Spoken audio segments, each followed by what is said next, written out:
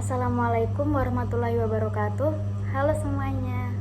Perkenalkan, nama saya Leora Salsabila Prastiana Putri dari kelas PBSI 2023A dengan akhiran NIM 285. Di sini saya ingin menceritakan pengalaman pribadi saya yang menurut saya cukup berat, perjalanan yang cukup berat, yakni mengurus pengajuan surat mutasi dari awal hingga sekarang saya diterima di prodi yang saya inginkan.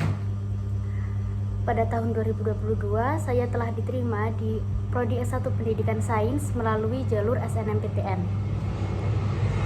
Saya saat itu bingung harus senang atau sedih karena saya diterima di prodi yang tidak saya inginkan.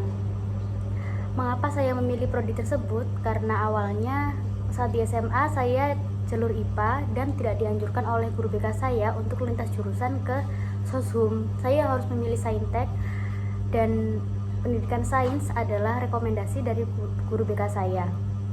Saya berharap pada saat saya mendaftar di prodi S1 Pendidikan Sains, saya tidak pernah diterima di sana karena yang saya tahu prodi tersebut adalah prodi yang tinggi karena akreditasinya internasional dan diakui oleh ASIIN.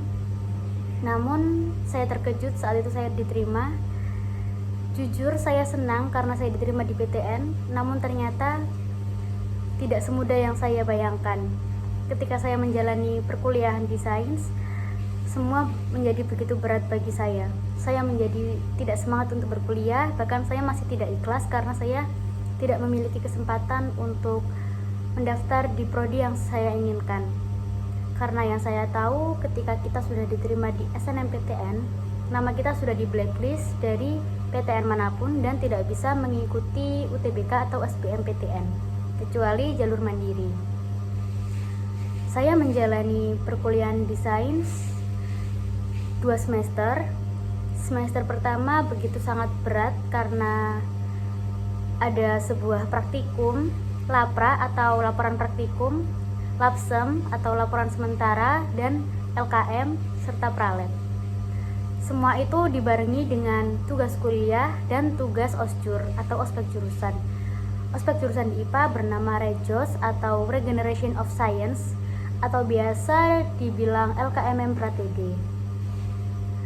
Ketika semester 1 memang begitu berat, namun ketika semester 2 semua begitu ringan karena tidak banyak praktikum dan sudah tidak lagi ada OSJUR. Namun ketika semester 2 saya mengikuti himpunan mahasiswa IPA yang tentunya banyak program kerja yang harus saya jalani. Jadi saya harus menjadi mahasiswa yang kura-kura, kuliah rapat. Namun begitu sangat senang ketika saya menemui banyak orang dan memiliki relasi yang sangat luas. Saya menjadi belajar banyak dari organisasi karena banyak orang yang pintar berbicara, banyak yang suka berpendapat dengan sangat lugas.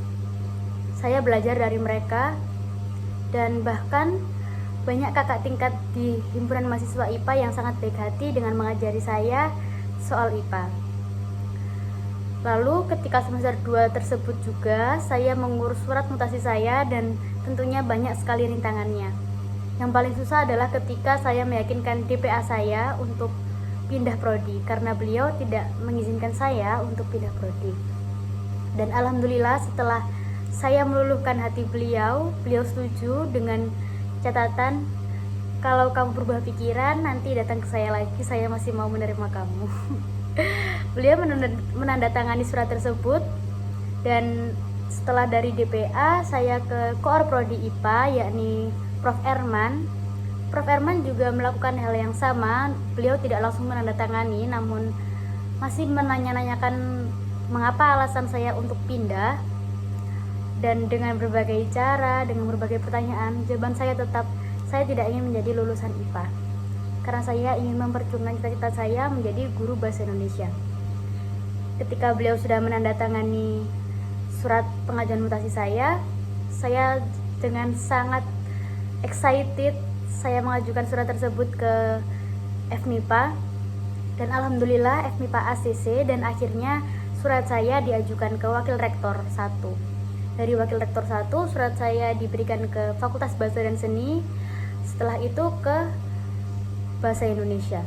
Saya sudah berbicara dengan Prof. Ana selaku Koor Prodi Pendidikan Bahasa dan Sastra Indonesia, dan beliau sangat ramah, beliau sangat baik, selalu membantu saya dalam proses mutasi ini.